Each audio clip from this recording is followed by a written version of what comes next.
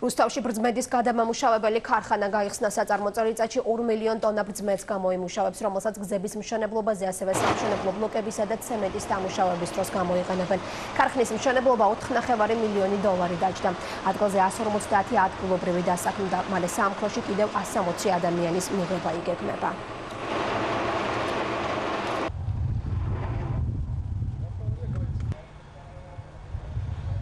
ჩვენსენით თუჯის წიდის გადამამუშავებელი ხაზი მას შეიძლება წელიწადში დაახლოებით 2 მილიონი ტონა წიდის გადამუშავება, რაც გამოიყენება შემდგომ მეტალურგიაში, ის რკინა რაც ამოვა, ასევე სხვა პროდუქტები, რომელიც ამ ფუჭიქანებიდან მიიღება და გამოიყენება ცემენტის წარმოებაში, სამშენებლო ბლოკის წარმოებაში და ასევე გზამშენებლობაში. თითეული სამუშაო ადგილის შექმნას დღეს აქვს ოქროს ფასი და მე ძალიან გახარებული ვარ, რომ ახალი 160 ადგილი, სამუშაო ადგილი შეემატა დღეს კიდევ ჩვენს ქვეყანას, ჩვენს ქალაქს.